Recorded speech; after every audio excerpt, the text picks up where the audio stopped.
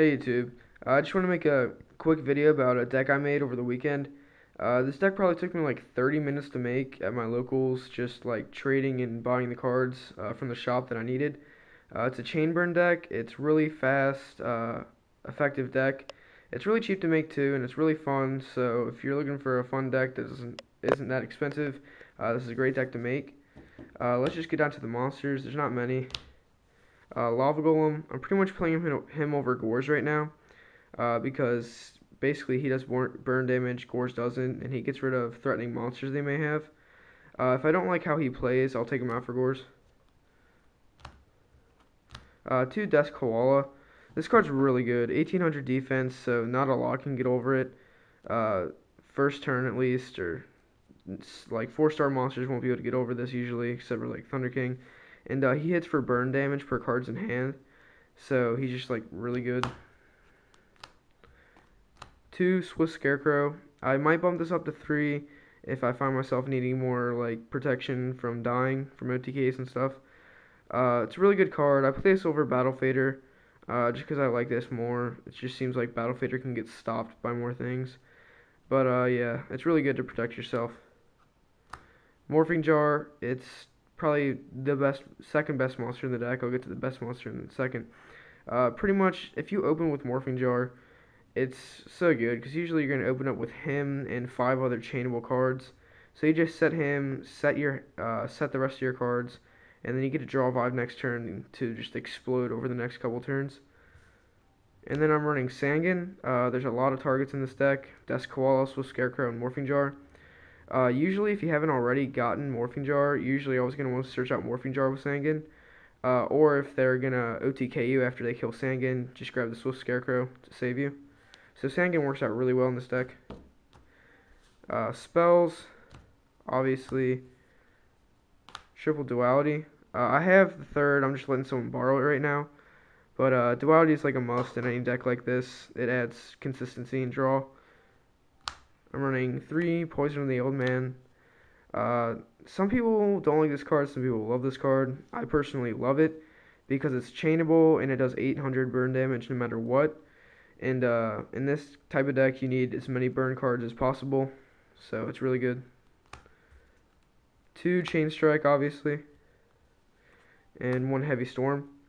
I play Heavy Storm because if I have like 4 back row set, or like 3 or something, you just play Heavy Storm and then chain all your stuff to it, and then the end result is them getting burned, you drawing probably, and then they lose all their back row. Unless, of course, they have Starlight Road, but, you know, that's not really going to hurt that much. Traps, which is like the majority of the deck. 3 Just Desserts, one of the best, if not the best card in the deck.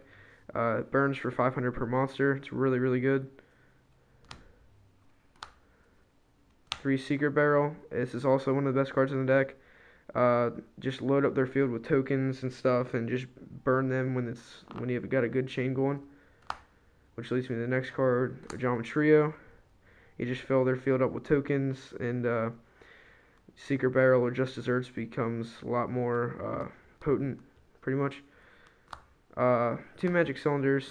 You gotta run them. It just stops attack and deals them with burn damage. So yeah, it's really good. Ceasefire. There are times where this card is dead, but for the most part, this card is pretty good. Running 1 Chain Detonation. It's not a great card. I pretty much just put it in here like as a filler space because there's not many other burn cards to put in here. And this is 500 no matter what. And plus you get to add it back to your hand if it's Chain Link 4. So I'm trying 1 out. I may, if I don't like how Ceasefire plays, I may just play 2 Chain Detonation and take out Ceasefire. But I'm liking how Ceasefire plays right now. 1 Torrential Tribute to start a chain. And if they have Ojama tokens, it'll destroy the Ojama tokens, which deals 900, well, 300 per token. So Torrential is pretty good. And then the rest is your draw power. 3 Legacy of Yatagarasu. Just basically you're just playing it because you get to draw 1, and for the odd chance they have Spirit, it's just a bonus. 3 Jar of Greed. I may put this down to 2 if I need space, but for right now it works. 3, Reckless Greed. You gotta know when to play this, so you don't draw dead with it, and then you can't draw for the next 2 turns, and that could really lose you the game. And then 2, Accumulated Fortune. I do not play 3. I think 3 is too much. I think 3 clogs too much, and then they just become more dead. I'm liking how 2 plays. I get him enough to where it doesn't really matter.